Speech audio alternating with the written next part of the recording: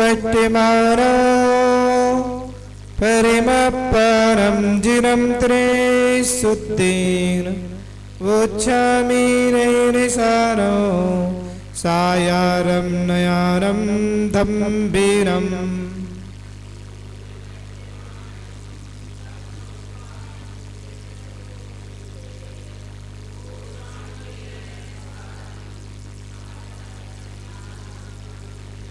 एक बार और नमिओ वट्टिमानो परिमपरं जिनं त्रिशुद्धेन वोच्छामि नैनिसारो सायारं नयानो दम्बीरम्। नमो अरियन्तारो नमो सिद्धारो नमो ऐर्यानो नमो वैज्झायानो नमो लोई सव्विसाउनम। जय बोलिए अनंतानंद सिद्ध परमेष्टि भगवान की, मूल नायक श्री पार्श्वनाथ भगवान की, शासन नायक श्री महावीर भगवान की, आचार्य कुंद कुंद देव स्वामी की, आचार्य भगवान गुरुदेव विराग सागर जी महामुनि राज की।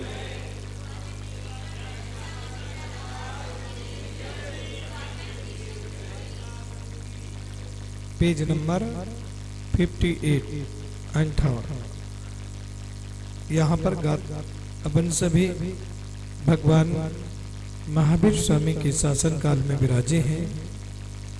भगवान महावीर स्वामी की दिव्य देशना का आस्वादन कर रहे हैं। भूमनीषो परम सौभाग्य है अपन सभी जिनेंद्र भगवान की देशना का रसपान कर रहे हैं। कुंद कुंद देव स्वामी को सुन रहे हैं। कुंद कुंद देव स्वामी गैर साल जैसे ग्रंथ में वर्णन कर रहे हैं और इस गाथा में 5 नंबर की गाथा में सम्यक दृष्टि कैसा होता है, तो सम्यक दृष्टि का भाव यहाँ पर बताया गया था कि सम्यक दृष्टि जो होता है वह सम्यक दृष्टि 7 भय 7 व्यसन और 25 मल दोषों से रहित होता है। अब यहाँ पर गाथा का भाव यहाँ जो चल रहा था कि 6 अनायतन जो होते हैं वो 6 अनायतन में मिथ्या देव का आराधक, मिथ्या तप का आराधक, मिथ्या आगम ज्ञाता, ये अनायतन इनकी संगति सम्यक दृष्टि व्यक्ति के लिए त्याज्य होती है।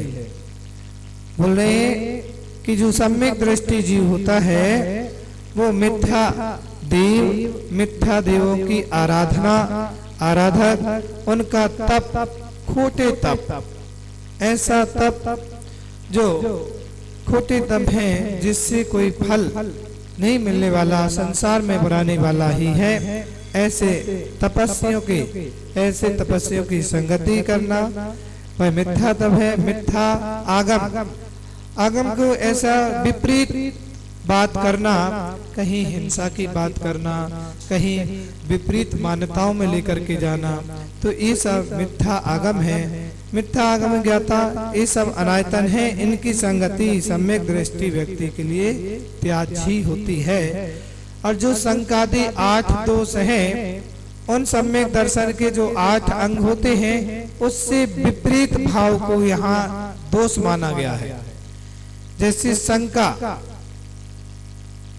तो सम्यक दृष्टि के 8 अंग होते हैं कि शंका नहीं करना, तो इसमें उल्टा शंका करना, पता नहीं स्वर्ग होते कि नहीं होते, नरक होते कि नहीं होते। अब बोल दिया स्वर्गों में इतने आयु होती है कि 33 सागर, एक सागर, अब एक सागर कितना हो गया? बोले 2.5 कोस का गड्ढा करो, उसको उस गड्ढे को चौड़ाई को भरो, बेरिया के बाल से उसको 1-1 साल में निकालो। अब एक काल्पनिक बात है, लोग उसको समझे कि एक काल्पनिक बात है, कैसे संभव हो सकता है? अब 6 खंड का अधिपति, अब चक्रवर्ती इतना वैभवशाली, देवसौ धर्म इतना वैभवशाली, जब वहां पर ऐरावत हाथी का वर्णन पढ़ते हैं तो ऐरावत हाथी के बारे में कहते ये सब बातें काल्पनिक। तो ऐसा उससे विपरीत मानना, शंका करना, जिन दर्शन पर शंका उत्पन्न करना, ये मिथ्या दृष्टि की बात है। और वह जिन धर्म पर शंका करता है, आकांक्षा, कोई ना कोई भाव आकांक्षा के लेकर के कार्य करता है, विचिकित्सा, तो गिलानी आदि करना, अन्य दृष्टि प्रशंसा, अन्य पर दृष्टियों पर प्रशंसा करना, उपगुहन, अपने दोष प्रकट करने, अपने दोष अपने प्रकट करने की रुचि करना, और अस्थितिकरण, वह स्थिति आदिकरण नहीं करना, ये सब जो है अवात्सल्य, अप्रभावना, ये जो 8 जो सम्यक दृष्टि की अंग कहते उससे विपरीत मान्य करना, इन सबको मिलाकर के 25 प्रकार के दोष होते हैं। इन मल दोषों से सम्यक दृष्टि रहित होता है। जो 25 प्रकार के मल दोष कहे हैं, सम्यक दृष्टि इनसे रहित होता है। और यहाँ पर सम्यक दृष्टि की पहचान बताई। सम्यक दृष्टि कौन है? तो 7 भय से रहित है, 7 व्यसनों से रहित है, और 25 प्रकार के मल दोष, इन सब से रहित होकर के वह सम्यक दृष्टि होता है। और कह रहे हैं संसार शरीर भोगा निर्माण, कि संसार से, शरीर से, भोगों से निर्वृत्त यानी वैराग्य को प्राप्त होता है। संसार के प्रति भोगने की इच्छा नहीं होती है, शरीर के प्रति भोग करने की इच्छा की भावना नहीं होती है, और संसार, शरीर और भोग, इन सब तीनों के प्रति भोगों की इच्छा समाप्त हो गई। वैराग्य का नाम ही उसी का वैराग्य है, जो संसार, शरीर, दीक्षा का नाम वही है कि जहां से संसार, शरीर, भोगों से विरक्ति हो जाए, वो है दीक्षा। क्या है? दीक्षा। तो सम्यक दृष्टि अंदर ये भाव आते हैं, तभी वह संसार, शरीर, भोगों, यदि संसार से आसक्ति रहेगी तो कुछ त्याग नहीं कर पाओगे, छोड़ नहीं पाओगे। शरीर के प्रति आसक्ति रहेगी तो बताओ, सुबह उठ करके सबसे पहले बालों पे हाथ जाता है, और एक बाल की राग में एक बाल का जो राग होता है, वो संसार का कारण बन रहा है। शरीर में सबसे यदि मोह किसी से होता है तो वो बालों पर होता है।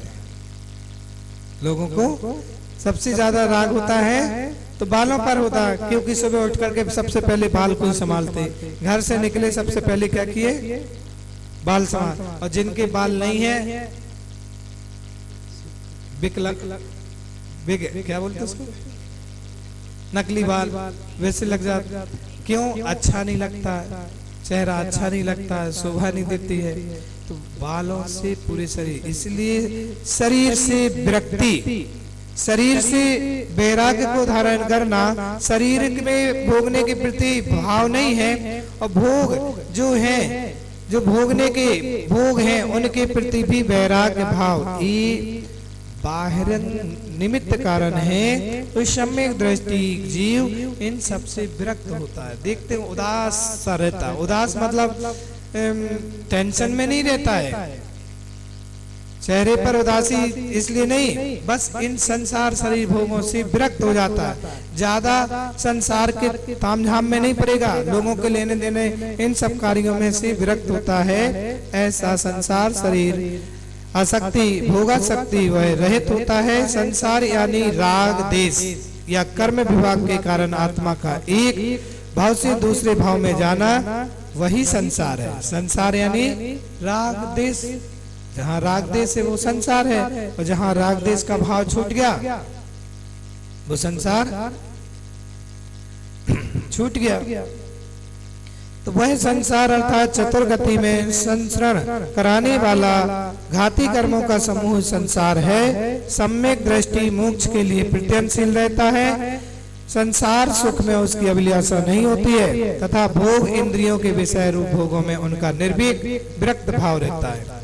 बोल रहे हैं जो सम्यक दृष्टि होता है वो हमेशा मोक्ष मार्ग में प्रत्ययनशील रहता है और संसार सुख की अभिलाषा नहीं रखता है।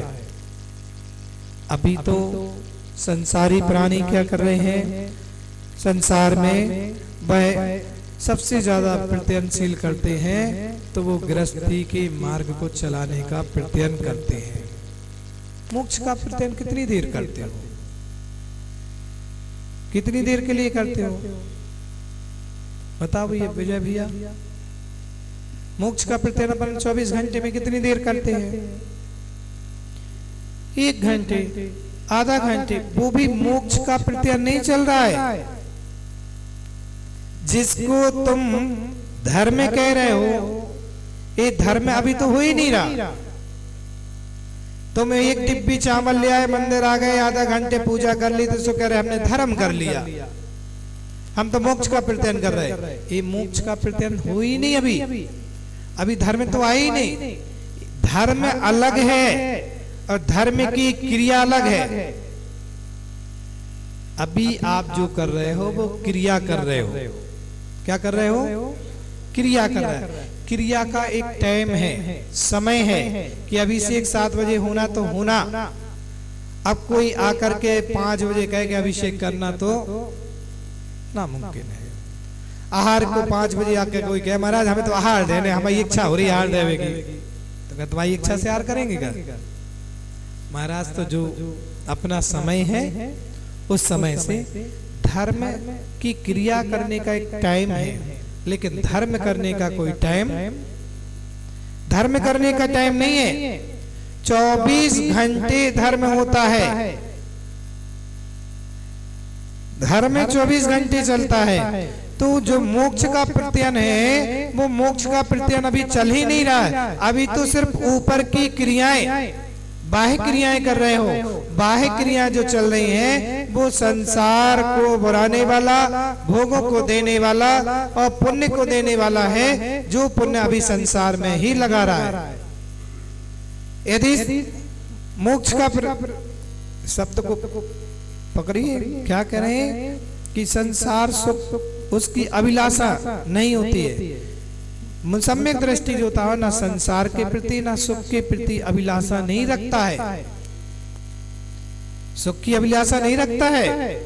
उसको पता है मैं कार्य कर रहा हूं तो मुझे सुख तो अपने आप मिलेगा, वहां आकांक्षा नहीं। क्योंकि सम्यक दृष्टि 8 अंगों के दोषों से रहित है। कौन सा, आकांक्षा। आकांक्षा नहीं कर रहा है कि भगवान के पास जाऊंगा तो मुझे सुख मिलेगा।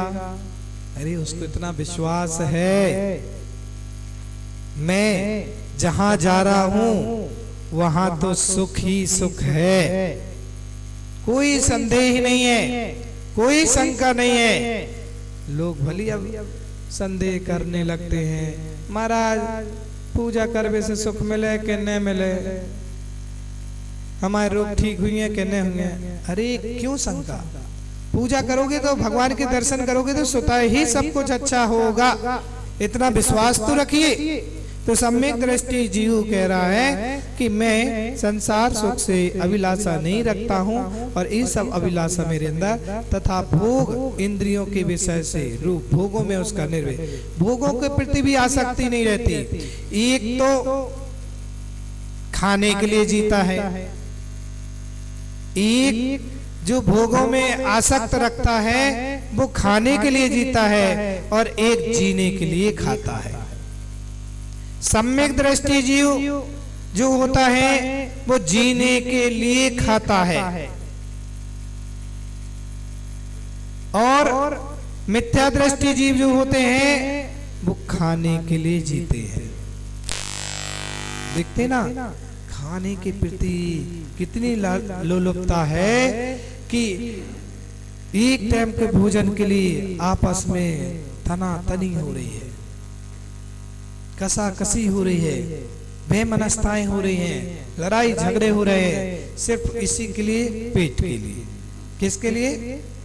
मैंने एक जगह देखा, विजय भाई, रथ यात्रा चल रही थी, रथ यात्रा के बाद भोजन भी था।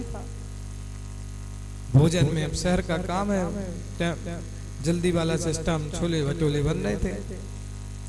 छोले भटोले निकालने में टाइम लगता है।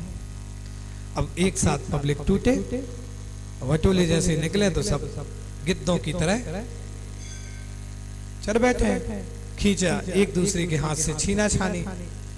अब जैसे ही वो निकाल रहा था, उसने, अब कुछ उनके पहचान के होंगे, सो उस तरफ उसने जल्दी कर दिया, सो कुछ लोगों ने उठा लिया, तो किसी को क्रोध आ गया, तुमने मुझे क्यों नहीं दिया, मुझे क्यों नहीं दिया। और ऐसे करते करते, बातों बातों से करते करते आपस में हाथापाई हो गई। हाथापाई होते होते जो वो निकाल रहा था ना, क्या बोलते उसको, झारा, झारा से खूना खच्च। अब बताओ किसके लिए? दो भटोरे के लिए, एक भटोले के लिए, थोड़ी सी भूख के लिए तुमने आपस में लड़ना चालू, और वही आराम से घर पे भी आकर के खा लेते, या 10 मिनट बाद भी मिल जाता तब भी तो चल जाता। अब देखते जब भोजन आदि होता है ऐसे टूटते हैं जैसे कबू। शालीनता तो रखो, धैर्यता तो रखो। 10 मिनट कम आइटम मिलेगा, कम चीज मिलेगी, लेकिन गिद्धता ऐसी होती है, भोगों के प्रति इतनी आसक्ति हो जाती है कि वह भोगों में ऐसा आसक्त हो जाता है, तो वो ऐसा लगता है कि ये प्राणी तो सिर्फ खाने के लिए ही जी रहा है। खाने की बात कर दो अभी तो 500 घर के 2000 लोग दिखने लगेंगे, लिस्ट आएगी तो 500 घर आएगी, बुलौआ आएगा तो 500 घर में जाएगा, 2000 का भोजन बनेगा। और फिर वचन का बुलौआ करो, चौके का बोलो कि महाराज आए चौका लगने, तो भी 50 लोगों की लिस्ट मिला था। भैया भोगों में इतना व्यक्ति आसक्त हो गया है कि उसको अपना भान ही नहीं है, अपने कर्तव्य का भान नहीं है कि मेरा कर्तव्य क्या है, मेरा दायित्व क्या है, मैं श्रावक हूँ, मेरे श्रावक का क्या दायित्व है। तो भोगों में, इंद्रियों में इतना आसक्त हो गया है, अब कह रहा कि मैं सम्यक दृष्टि हूँ। क्या कह रहा है? सम्यक दृष्टि के लक्षण तो पढ़ो पहले, तुम में तो एक भी लक्षण नहीं दिख रहे। सम्यक दृष्टि के लक्षण तो एक भी नहीं दिख रहा है। सम्यक दृष्टि तो वो है संसार, शरीर और भोगों से विरक्त है, जो मिल रहा, जैसा मिल रहा तब भी अपने शांत भाव से आराम से कर रहा है। मुनिराज को देखिए, साधुओं को देखिए, भोजन का आहार करते हैं भी, लेकिन आहार अपनी चर्या चलाने के लिए, अपने संयम का पालन करने के लिए आहार करते, उसमें आसक्ति नहीं होती। उनका आहार देखना कितने शालीनता पूर्वक आराम से आहार करते हैं, और नासा दृष्टि किए हुए हैं, किसी में आसक्त भाव नहीं है, विरक्त भाव से आहार कर रहे। और आप जब करते हो तो जो पसंद चीज है सबसे पहले हाथों के ऊपर जाता, उसी को। भैया भोगों के प्रति आसक्ति, मतलब ये भोजन से अकेले ही, मतलब ये तो एक रसनेंद्रिय का ले रहे, ऐसे भोग के हर चीज में। अब कोई चीज बट रही होगी, कुछ फ्री में बांटे होंगे, ऐसे टूटेंगे, ऐसे एक दूसरे के ऊपर चढ़ जाएंगे, एक दूसरे को धक्का देंगे, हमें दे दो, उपयोग करें या ना करें। यहाँ से ले जाकर के बाहर फिर भली अलमारी में रख दे, लो महाराज जब पूछता हमें नहीं पड़े। लेकिन जब बट रही हो, जब भोगों के प्रति आसक्ति इतनी है कि इच्छाएं इतनी है कि हम सब संसार की सारी वस्तुएं हम भोग ले, सम्यक दृष्टि की पहचान नहीं है। निरासक्त भाव, आसक्ति से रहित होकर के, भोगते हुए भी नहीं भोग रहा है, अब इतनी आसक्ति है कि अब 50 साल पुरानी शादी की साड़ियां रखी होंगी, सूट कोट रखो हुई है अलमारी में शोरूम बना करके। काय के ला जाए भैया, हमारी याददाश्त है शादी की। अब देखते ना बूढ़े वाले लोगों को, कहीं पन्नी जली होगी, कहीं रस्सी जली होगी, कछु भी जला होगा, सो उठाओ तकिया के नीचे। अब पता कैसे कैसे लोग होते थे कि जब बनियाने जो पहनते थे ना, जब फट जाती सो रोटी के डिब्बा में लगा लेती चौपा के। कैसी गिलानी तक नहीं आती, आ सकती देखो, छन्ना बना लेते। जो बनियान पहने थे, कितना पसीना कितना मल, और तुमने काय में लगा लो। जब फट गई पुरानी हो गई, सुखाने लगे, फेंको ने, काय के काम आए, छन्ना के काम आ जाए, रोटी के छन्ना में लगा लो। अब नहीं होता, लेकिन आसक्ति बता रहे हैं पंडित जी कि आसक्ति देखिए कहां से कहां तक आसक्ति जाती है। पुरानी चीजें अभी भी रखी हैं, भोगने में भी नहीं आ रही हैं, सालों साल निकल जाती, कोई चीज भोगने में नहीं आती है, लेकिन फिर भी आसक्ति है।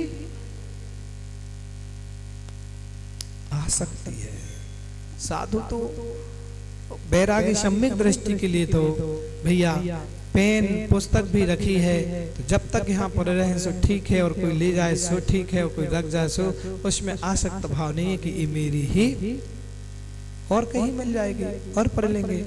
तो ये है सम्यक दृष्टि की पहचान। तो बोल रहे हैं कि संसार सुख की अभिलाषा नहीं रखता है, भोग इंद्रिय के विषय में भोगों की विरक्त रहता है। विरक्ति के भाव थोड़ी सी दिखाइए तो विरक्ति।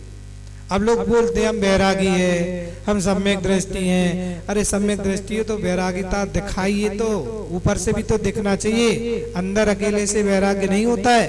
वैराग्य बाहर से भी जब पर वस्तु सामने आती है तो इतना आसक्त हो जाता है, इतना भोगने में लीन हो जाता है कि वो अपने स्वभाव को भूल जाता है। तो बोले अष्ट गुणा संग्रम कि जो सम्यक दर्शन के 8 गुण व 8 अंग कहे जाते हैं, उससे वह समग्र यानी परिपूर्ण रहता है। वे गुण वसुनंदी श्रावकाचार्य गाथा में 49 में इस प्रकार भी कहे हैं। बोले जो सम्यक दर्शन के 8 अंग 8 गुण और 8 अंग कहे जाते हैं, उससे समग्र यानी परिपूर्ण रहता है। कौन रहता है? सम्यक दृष्टि। और सम्यक दृष्टि के भाव चलने सभी हो निब्बो हो निद्दा गरुड़या उपसमो भत्ते वत्सलम अनुकंपम अनुगुणा हुवन्ति सम्मत्ते।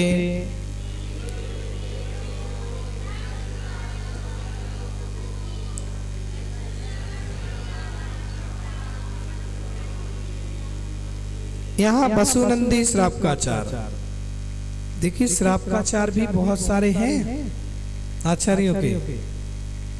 अभी एक ही श्रावकाचार्य रत्न श्रावकाचार्य अकेले, तो श्रावकाचार्य समंत भद्र स्वामी अकेले का रत्नगंजक नहीं है, और भी श्रावकाचार्य में आचार्यों ने अलग वसुनंदी महाराज कह रहे हैं, और उसमें कह रहे हैं संवेग, निर्वेग, निद्रा, गिरहा, उपसम, भक्ति, अनुकंपा, वात्सल, ये 8 गुण सम्यक संपन्न जीव के होते हैं। जो सम्यक दृष्टि जीव होता है उसके अंदर ये 8 गुण पाए जाते हैं। वसुनंदी श्रावकाचार्य गाथा में 48 में भी, अमूलाचार्य ग्रंथ गाथा 201 में 8 अंगों का कथन भी इस प्रकार से और भी किया गया है। निस्संकी निगंखे निब्बर गच्छन अमूर्धेठेया अवगूरा नित्यकरणम वच्छम पवाभना यहते अट्ठा।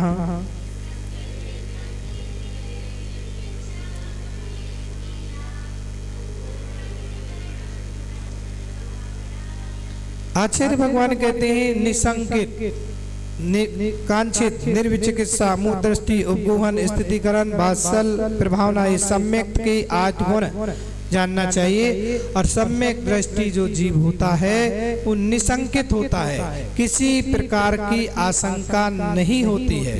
किसमें? धर्म में शंका उत्पन्न नहीं करता है, ऐसा है कि नहीं, ऐसा होगा कि नहीं, पता नहीं स्वर्ग होते कि नहीं, नरक होते कि नहीं, ऐसा स्वर्ग का वैभव होता है कि नहीं, किसी प्रकार की शंका, निसंकित अंग, निकांचित, किसी प्रकार की आकांक्षा भावपूर्वक क्रिया नहीं करता है। जो भी क्रियाएं कर रहा है तो निकांक्षित भाव पूर्वक। ये जो 8 अंग गए, 8 अंगों के एक एक अंग में एक एक ये प्रसिद्ध भी हुए, उनकी कहानियां भी हैं। तो निकांक्षित अंग, निर्विचिकित्सा, अब गिलानी से रहित होता है। वह साधर्मियों को देख करके गिलानी नहीं करता है। अब इनके शरीर को देख करके ये भारी कैसे मैल लगा है, गंदे है, ऐसी प्रकार की गिलानी नहीं करता। और भगवती आराधना ग्रंथ में तो आया है कि जब छपक राज संलेखना कर रहा है तो उस समय साधक निर्विचिकित्सा वाला, गुणधारी वाला ऐसा होता है कि उसका शरीर शिथिल हो जाता है, शरीर से चल नहीं पाता, उठ नहीं पाता, बैठ नहीं पाता है। तो अपने हाथ से मल भी साफ कर रहा है, तब भी गिलानी नहीं करता। कौन? एक किसके गुण हैं? सम्यक दृष्टि के। अब कोई गुणी व्यक्ति आपके पास बैठ जाता है, अरे स्मेल आ रही, बदबू आ रही, सम्यक दृष्टि को न स्मेल, न बदबू, न किसी प्रकार का गिलान। अमूढ़ दृष्टि, मूर्ताओं से रहित, उपगुहन आदि, कोई गलती हो गई तो उसको ढक दे। अब ऐसा नहीं कि कोई गलती हो जाए तो उसको 4 लोगों के सामने और उजागर करे। सम्यक दृष्टि वहां तो उसको कोई गलती होती है तो स्वाभाविक है, पंचम काल का श्रावक है, पंचम काल में सदर में है तो कहीं ना कहीं गलती होती है तो उसको सबके सामने उजागर नहीं करता है, वहां तो उस बात को ढक लेता है। और फिर स्थितिकरण, जैसे ही मौका दिखा तो वहां स्थितिकरण कर दिया कि भैया ऐसा नहीं, इस तरीके से काम ऐसा। अब इतनी धैर्यता रहे कहाँ गई लोगों में, लोगों के अंदर इतनी धैर्यता रह ही नहीं गई, एक और उनके अंदर रह ही नहीं गए। यहाँ तो थोड़ी सी गलती दिखती है और तुम तो तुरंत व्हाट्सएप पर, सोशल मीडिया पर और इस पे और उस पे उछालना चालू कर देते हो और धर्म की अप्रभावना करते हो। इससे प्रभावना नहीं हो रही, पहले भी गलतियां होती थी, पहले भी दोष होता था, लेकिन यहाँ के लोगों को, वहाँ के लोगों को पता नहीं चलता था। और आज तो मैं यहाँ से थोड़ी सी कोई बोले या थोड़ी सी कोई गलती हो तो 1 मिनट में जो लगा सोशल मीडिया, और ना लगा हो तो लोग लगा देते हैं, तुरंत वायरल हो जाती है पूरी बात की क्या हो रहा, क्या घटना हुई। तो भैया और तो लोग ऐसे मैसेज को, ऐसी चीजों को तो और हाईलाइट करते हैं। अब देखिए वर्तमान की स्थितियों में देखिए कितनी विडंबनाएं हो रही हैं कि लोगों की धर्म की रक्षा तो नहीं दिख रही है, धर्म की सुरक्षा नहीं दिख रही है। आज जो घटना आज अपने देश में हुई है कि साधु के साथ इतना बड़ा अवसर हुआ, उसके लिए उसका प्रतिकार तो नहीं कर रहे लोग, उल्टा उसके लिए बातें निकाल करके लगा रहे हैं कि ऐसे महाराज को नहीं होना चाहिए, ऐसे अकेले नहीं रहना चाहिए, ऐसा नहीं करना चाहिए। अरे जी अपने अंदर की बातें हैं, अपन अंदर बातें करो, सोशल मीडिया पर करने की नहीं है। तो मैसेज डाल डाल करके लोगों को मैसेज कर, अभी तो एकता का परिचय देने का समय है, अभी उसका सामना कि आज हम एक साधु के ऊपर हुआ, कल आने वाले दूसरे साधु पर होगा, क्या करोगे? हम आपस में इतने लड़ रहे हैं, इतने झगड़ रहे हैं, इतने आपस में बेमनस्ता कर रहे हैं, और वो इसकी उसकी कमी देख करके यहाँ से वहाँ निकाल करके व्हाट्सएप पर मैसेज बना करके तुरंत डालना प्रारंभ कर दे, देखो साधु ऐसा, ऐसा नहीं होना चाहिए। तुम्हें वो चीज दिख रही है, ये चीज नहीं दिख रही कि धर्म पर कितनी बड़ी आपत्ति आई है, धर्म पर उपसर्ग हुआ है। हम यहाँ व्यक्ति विशेष की बात नहीं कर रहे हैं, कोई क्रिया की बात नहीं कर रहे हैं, लेकिन एक दिगंबर साधु पर आपत्ति आई, कुठाराघात हुआ। और एक साधु का कुठाराघात यदि इतना और कहीं हुआ होता ना तो पूरे देश में तहलका मच जाता।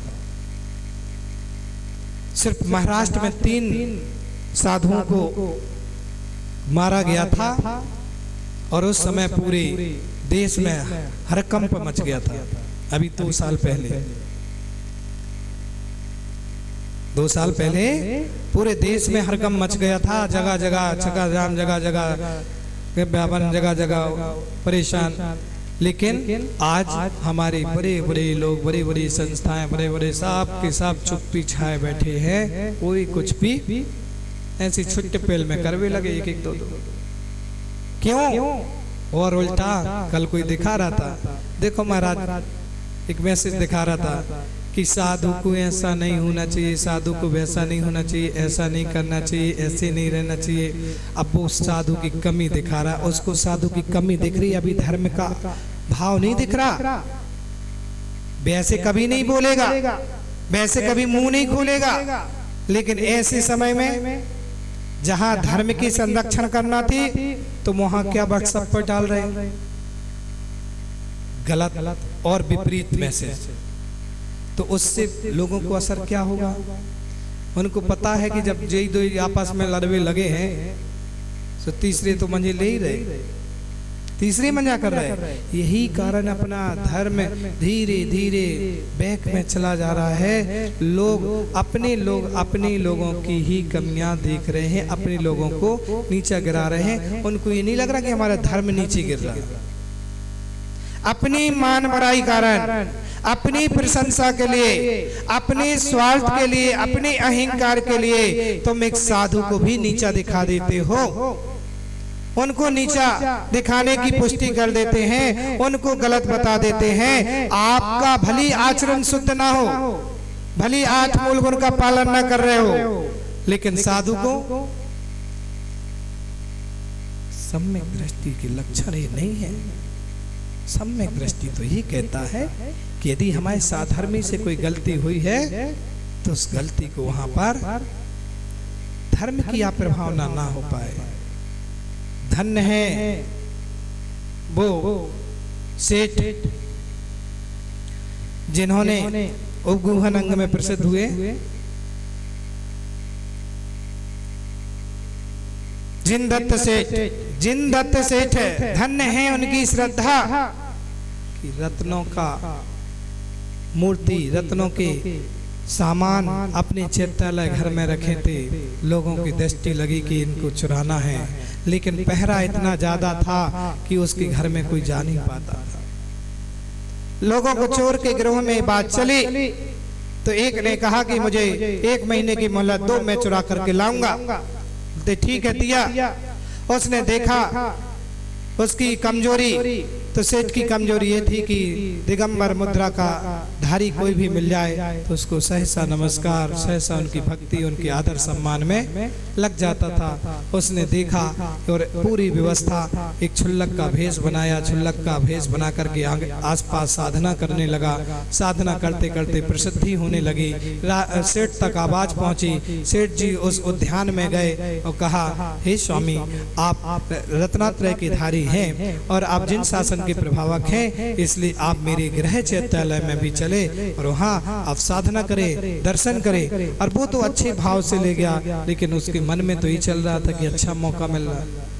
और जैसे ही वहाँ चैत्यालय में ले गया और उनको रुकाया, उसी दिन दूसरे दिन उनको कहीं बाहर व्यापार के लिए जाना था, तो उन साधर्मी से बोल करके चला गया, स्वामी आप यहाँ रत्नात्रय की आराधना करें, जिन धर्म की प्रभावना करें, मैं बाहर जा रहा हूँ, आप आराम से रहें। अब वो चले गए। पहले का समय पैदल बैलगाड़ियों से आदि से जाते थे, नगर के बाहर तक ही पहुंच पाए, टेंट लगा करके रुक गए। और रात को इन्होंने देखा कि आज अच्छा अवसर है, मुझे कोई मना भी नहीं करेगा चैत्यालय में जाने के लिए। वो चैत्यालय में चले गए, सारे पहरेदारों ने गेट खोल दिए और जैसे ही वहां गए तो उन्होंने सारी मूर्तियां, सारी चीजें उठाई और अपने दुपट्टे में बांधी और चल दिए।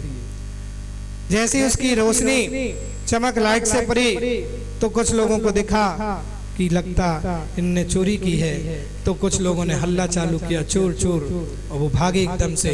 तो पीछे पीछे वो आगे आगे वो स्वयं भाग रहे, पीछे उनके सिपाही भाग रहे, चिल्ला रहे चोर चोर चोर। भागते भागते नगर के बाहर पहुंचे। जिस तंबू में वो सेठ जी रुके थे वो जाकर के उसी में अंदर छुप गया।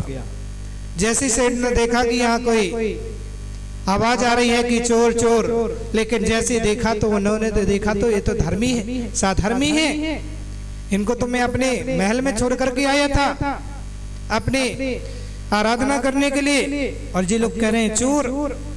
उन्होंने कुछ भी नहीं देखा आगे पीछे, तुरंत टेंट के बाहर निकल के जाते हैं। सारे लोगों को कहते हैं क्या कह रहे हो तुम लोग? बोलते सेठ जी जिसको अंदर छुपाया है वो चोर है। सेठ जी तुरंत चिल्ला करके बोले कैसी बात करते हो तुम लोग, शर्म नहीं लगती है? एक साधर्मी श्रावक के लिए, एक साधर्मी जीव के लिए जो धर्म का प्रभावक है, तुम उसको चोर करे हो? नहीं, मैंने स्वयं देखा कि वो चोरी करके लाए हैं मूर्ति। अरे पागलो, तुमको ये नहीं मालूम है कि ये सब मूर्तियां तो मैंने ही मंगवाई थी, ये सब मूर्तियां तो मैंने मंगवाई हैं, तुम इनको चोर कहते हो? चलो जाओ माफी मांगो और घर वापस जाओ। सबको माफी मंगवाते घर वापस भिजवा देते हैं। साहिगर वालों, आज क्या ऐसा कोई व्यक्ति है? आज के समय में कोई ऐसा व्यक्ति मिलेगा? उपगुहन अंग, कितना बड़ा उपगुहन अंग का पालन किया कि उस बात को ढक दिया और फिर धीरे से टेंट के अंदर गए स्थितिकरण और जाकर के कहते हैं कि हे मेरे मित्र, तुम तो एक जिन धर्म की शरण में थे, जिन शासन की प्रभावना कर रहे थे, तुमने ये जो कार्य किया ये तुम्हारे योग्य कार्य नहीं था। तुम्हारे लिए कोई कमी थी, कोई सामान चाहिए था तो मुझ जैसे श्रावक से एक बार बोल करके तो देखते, आपकी सारी इच्छाएं पूरी कर देता। लेकिन जो आपने जिस भेष में कार्य किया ये शोभनीय नहीं है। वो बेचारा व्यक्ति पानी पानी हो जाता है, आंखों से असुधारा आ जाती है और पैरों में लौट जाता है। धन्य है प्रभु, धन्य है आपके सम्यक्त को, धन्य है आपके गुणों को कि ऐसे भी लोग हैं। यदि चाहता तो सबके पब्लिक के बीच में पकड़ करके खड़ा कर देता और वहीं पिटाई करवाता, वहीं पर जेल भिजवा देता। लेकिन उसको मालूम था जिन दिन सेठ को कि मैं ऐसा करूंगा तो इन सब श्रावकों का धर्म के प्रति विश्वास उठ जाएगा, इस मुद्रा के प्रति विश्वास उठ जाएगा, इस साधु के प्रति विश्वास उठ जाएगा, लोगों का आस्था खत्म हो जाएगी। इसलिए धर्म की प्रभावना करना है तो हमें स्थितिकरण और उपगुहन अंग का पालन सम्यक दृष्टि का लक्षण है। और ये है सम्यक्त का भाव कि गलती होने के बाद भी ढक ली। यहाँ तो थोड़ी सी कोई गलती श्रावक से भी हो जाए तो वो 10 लोगों से बताता, देखो आज नया सो कर दो, देखो आज नया सो कर दो, देखो आज नया सो कर दो। पूरे मोहल्ला में, पूरे नगर में झंझोरा पिट जाएगा। ढकना सीखो। कहीं गलती दिखती है कोई साधर्मी की तो ढकना सीखिए और फिर स्थितिकरण करो। धीरे से बोल दो, हे स्वामी 5 मिनट का समय मुझे आपका चाहिए है और चर्चा धर्म की कुछ करना है। और फिर जाकर के विनय गुण से, स्वामी आप तो इतने बड़े धर्म प्रभावक हैं, जिन शासन के प्रभावक हैं, आप जिन धर्म पे आगे बढ़ाने वाले हैं और आपकी यश कीर्ति तो तीनों लोकों में होती है। और हे स्वामी आपके योग्य ये कार्य उसको कहिए। आचार्यों ने कहा ऐसा नहीं कि उपगुमान करके छोड़ दो, स्थितिकरण करो, लेकिन स्थितिकरण करने के तरीके हैं। अब तुम जाकर के चिल्लाओ सबके सामने, कहा भैया तुमने ऐसे भगवान का उठा कर रखे थे अभिषेक के समय, अब तो तोन में बोलोगे तो क्या सामने वाला सुनेगा? वो भी अपनी तोनी में बात करेगा। उसको प्यार से, स्नेह से, वात्सल्य से, लघुता से ऐसी बात प्रकट करो कि सामने वाला अपनी गलती का एहसास कर ले। स्थितिकरण, वात्सल्य, ऐसा वात्सल्य गाय की तरह, जैसा गाय बछड़े से वात्सल्य करता है, ऐसी वात्सल्यता। आजकल वात्सल्यता रह कहां गई? गुणी जनों को देख हृदय, ये तो पंडित जी के भाव थे, जुगल किशोर जी के। पंडित जुगल किशोर जी के भाव थे जो लिख दिए, गुणी जनों को देख मेरे हृदय में प्रेम उमड़ आवे। अब तो कोई गुणी जन दिखता है, कोई साधर्मी दिखता है, सो व्यक्ति मुंह और तिरछा करता है। अब इसकी प्रभावना ज्यादा होगी, इसका नाम ज्यादा होगा और मेरा नाम ठग जाएगा। सो अब वात्सल्य का काम, उससे ना बोलना, ना उससे बात करना, और उसकी अप्रभावना। अरे उसको तो कछु आता ही नहीं है, वो तो ऐसे ही है, भी तो वैसे ही है, और दुनिया की बातें। वात्सल्य को रह कहां गया?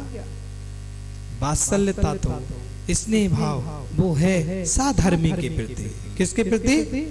साधर्मी की। साधर्मी। यहाँ तो एक पुजारी दूसरे पुजारी की प्रशंसा नहीं करता, देखता नहीं है। यदि इस मंदिर से उस मंदिर में आया तो कहते वो आ गया तिरछी नजरों से, देखो वो खड़ा हो गया, ऐसे देखा जैसे कोई दुश्मन आ गया हो, कोई दुश्मन आ गया। अरे भैया, साधर्मी व्यक्ति है, आपका ही परिवार का ही है, आपका परिवार का ही सदस्य है। परिवार मतलब समाज एक परिवार है, समाज एक परिवार है, और परिवार में ही तुमने खंड खंड कर दिए। तुमने परिवार के बंटवारे, घर के तो बंटवारे कर ही रहे हो, समाज के भी बंटवारे करने चालू कर दिए। समाज एक परिवार है, परिवार का जैसे घर का सदस्य हर चीज का अधिकारी है, वो भी अधिकारी है। उसके साथ कैसे भाव करना है, परिवार के बच्चे के साथ कैसे व्यवहार करना होता है, ये पिता को पता है। ये बड़े बुजुर्ग पिता हैं, बच्चों के साथ कैसे व्यवहार करना, बच्चे पिता का कैसे सम्मान करें, ये बच्चों का आदर होना चाहिए, आदर होना चाहिए। लेकिन वात्सल्यता सारी खत्म हो गई। वात्सल्य गुण से जो भरा होता है, तो जब सरोवर पानी से भरा होता है तो हंस आकर के बैठता है। जब वृक्ष हरा भरा होता है तो पक्षी आकर के बैठते हैं। सूखे सरोवर में, सूखे वृक्ष पर कोई भी आकर के नहीं बैठता है। हे सागर की चेतनात्माओं, जब तक सरोवर भरा हुआ है तब तक हंस आकर के बैठ रहे हैं। जब तक वृक्ष हरा भरा है तब तक उस पर पक्षी आकर के बैठ रहे हैं। जिस दिन से वृक्ष सूख जाएगा, सरोवर सूख जाएगा, कोई पक्षी बैठेगा नहीं। सागर वालों, ये हंस रूपी आत्मा संत समाज में तब तक आकर के बैठ रहे हैं जब तक वात्सल्य रूपी नीर है। वात्सल्य जिस दिन से खत्म हो जाएगा, जिस दिन से भक्ति खत्म हो जाएगी, तो साधु भी किनारे से कट करके निकल जाए। साधु को क्या चाहिए? वात्सल्य। जितना साधु देता है तो श्रावक भी उतना वात्सल्य भक्ति करे, वात्सल्य दिखाए। और उसने मुंह से क्यों रहे, दूर दूर भागे, तो बेबी कहते तुम दूर सो, हम तुमसे और ज्यादा 4 हाथ दूर है, क्योंकि जी तो लोहा है जंग वाला, और जंग वाले लोहे की तो संगति करो ही नहीं ज्यादा, क्योंकि लग गया ना तो फिर क्या हो जाएगा, क्या लगवाना पड़ेगा, नंतर क्या हो जाएगा। बोलो भाई, चले क्या हो जाएगा, लोहा लगेगा तो। अरे टेंडेंट नहीं लगवाओगे तो क्या फैल जाएगा। श्रावक जंग का लोहा है, इनकी संगति ज्यादा, इसलिए साधु कहते भैया तुम एक हाथ दूर भाग रहे तो हम तो और 2-4 हाथ दूर भागे, हमें क्या करना। तुम सही से बात नहीं करोगे तो हम फिर काहे को बात करेंगे सही से। तुम अपने धर्म का पालन नहीं कर रहे, तुम अपने गुण नहीं दिखा रहे तो हम क्यों करें, हम तो और दूर भागें। क्योंकि इनकी संगति करेंगे तो इनके साथ में तो बैठेंगे तो मोह में, राग में, देश में ही फंसेंगे। तो उनसे राग देश मोह से दूर, इसलिए साधुओं के पास जाओ तो तत्व चर्चा करो, अच्छी चर्चा करो, धर्म संबंधित चर्चा करो। अब जा चर्चा नहीं करो, वो ऐसो है कि वो वैसो है, उनने ऐसो कर दो, उनने वैसो कर दो, वो वैसा। इन बातें करने हैं तो कमरा के बाहर बहुत स्थान है, करिए। कमरे में आकर के तत्व चर्चा, धर्म संबंधित चर्चा, कार्यक्रम से संबंधित जो अपना शुभ के कार्य के से संबंधित है वही चर्चाएं ही हमारी, न राजनीति न कूटनीति, न राजनीति और न कूटनीति। जिनको करना है वो साधु से दूर होकर के करो। साधुओं को कूटनीति में, राजनीतियों में मत फंसाओ, उनको तो अपना धर्म का पालन, क्योंकि आपका वात्सल्य तो गया, बेचारे साधुओं को और वात्सल्यता दूर करवा दे। साधु का तो वात्सल्य है कि वो हर व्यक्ति के, प्राणी मात्र के प्रति वात्सल्य भाव रखता है, उसमें भेद नहीं रहता है कि हम इनसे ही ज्यादा, उनसे नहीं करेंगे, सबके प्रति यह ज्ञातत्व होता है। ये अंग सम्यक प्रभावना, अंग धर्म की प्रभावना कैसे हो, ये सम्यक आदि के 8 गुण जानने चाहिए। ये सम्यक दृष्टि के 8 अंग होते हैं और वो 8 अंगों का, गुणों का धारी होता है। यहाँ ज्ञातत्व है कि 8 अंग या गुण कहे गए हैं, वे जिस तरह धर्म के विषय में होते हैं उसी तरह वे देव, गुरु, तत्व आदि को भी विषय करते हैं। अर्थात धर्म, देव, गुरु, शास्त्र, तत्व आदि विषयों में भी सम्यक आदि गुणों तथा निसंकादि तत्व आदि अंगों को सम्यक दृष्टि धारण करता है। ऐसा समय सार जी में भी आगे कहा है। और समय सार जी में भी इस प्रकार की गाथा में 229, 336 नंबर की गाथाओं में वर्णन करते हुए बता रहे हैं कि कार्तिकी की अनुपेक्षा में भी वर्णन किया है। और कह रहे हैं कि निसंको पहुन गुना जय धम्मे तहया देव गुरु तत्ते जीर जिरामयो सम्मत विश्रहो एदा।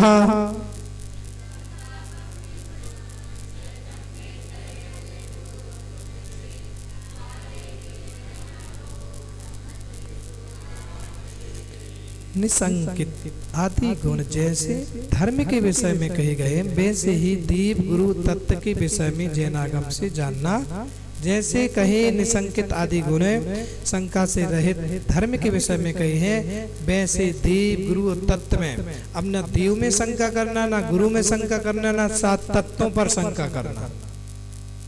इन सबसे निसंकित होकर के ही कहा, ये 8 अंग सम्यक दृष्टि को शुद्ध करते हैं। समस्त अंगों से परिपूर्ण सम्यक ही निर्माण का हेतु पाया जाता है। अपूर्ण पूर्ण अंगहीन श्रावकाचार में भी इस प्रकार कहा है।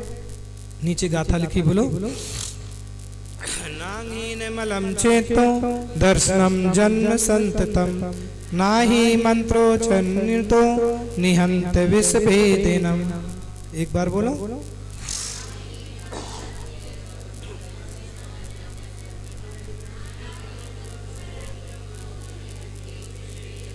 यहाँ पर आचार्य भगवान ने 21 नंबर के श्लोक में श्रावकाचार में कहा, जैसे 1-2 अक्षरों से रहित अशुद्ध अपरिपूर्ण मंत्र विष की वेदना को नष्ट नहीं करता, वैसे अंग रहित सम्यक दर्शन भी संसार की स्थिति को छेदन में समर्थ नहीं है। बोल रहा है जैसे मंत्र में 1 अक्षर भी कम हो जाए तो वो मंत्र काम नहीं करता है, विष को दूर नहीं कर सकता है। ऐसे ही सम्यक दर्शन के जो 8 अंग हैं, उन 8 अंगों में 1 भी कमी हो जाए तो वो सम्यक को ग्रहण नहीं करता है। एक मंत्र, एक बिंदी में पूरा अर्थ का अनर्थ हो जाता है, यहाँ की वहां कर दी जाए तो वो है उतना प्रभावशाली नहीं होता है। ऐसे बोल रहे हैं कि सम्यक दृष्टि के अंदर जो अंग कहे हैं उन अंगों में एक अंग भी कम हो जाए तो वो सम्यक दृष्टि नहीं करता है। इस प्रकार पूरा कर दें। इस प्रकार वह पंच गुरु भक्त 5 परमेष्ठी गुरुओं का भक्त होता है, पंच परमेष्ठी गुरुओं का भक्त होता है। सम्यक दर्शन, सम्यक ज्ञान, सम्यक चारित्री की दृष्टि से गौरव धारण करते हैं। वे प्रमुखता अरहंत सिद्धाचार्य उपाध्याय साधु संज्ञा गुरु की संज्ञा धारण करते हैं। सम्यक दृष्टि उनके प्रति भक्ति आराध्य भाव रखता है। यह तात्पर्य हुआ। इस प्रकार इस गाथा का जो सार है वो सार ये है कि जो सम्यक दृष्टि के स्वरूप को जानकर है वह निर्दोष व परिपूर्ण सम्यक को दृढ़ता पूर्वक धारण करे कि जो सम्यक दृष्टि के लक्षण कहे हैं 7 भय, 7 व्यसन और 25 मल दोषों से रहित होकर के अपनी दृढ़ता के साथ सम्यक का पालन करें, वही सम्यक दृष्टि है, ऐसा कहा है। आगे कहेंगे कि वो 44 दोषों से रहित सम्यक दृष्टि होता है। सम्यक दृष्टि के 44 दोष हैं, वो 44 दोषों से रहित होता है। इस प्रकार से यहाँ इस गाथा में आचार्य भगवान का कहना हुआ। आगे कल पुनः फिर अपन आगे की गाथा का वाचन करेंगे और जानेंगे कि सम्यक 2-3 दिन अभी सम्यक दृष्टि की ही बात चलेगी। इसके बाद फिर आप जो आप रूटीन में क्रिया कर रहे हैं, पूजा, दान, स्वाध्याय, फिर उनकी चर्चाएं यहाँ पर गाथाओं में चलेंगी 10 नंबर गाथाओं से कि पूजा श्रावक के कर्तव्य दायित्व, क्योंकि अभी नींव मजबूत कर रहे हैं और जब नींव मजबूत होगी तभी तो महल खड़ा करोगे। अभी नींव बनाई नहीं है और दीवारें खड़ी करने लगे तो हवा का झोंका आएगा, गिर जाएंगे। तो पहले नींव को मजबूत, मतलब आपको पूजा करने जाना है, गुरु भक्ति करना है, देव शास्त्र गुरु के प्रति आराधना करना है, तो अपनी श्रद्धा को मजबूत करिए। श्रद्धा मजबूत होगी तो फिर आगे की क्रियाएं मजबूत होंगी। इस मंगल भावना से ओम शांति, सर्व शांति।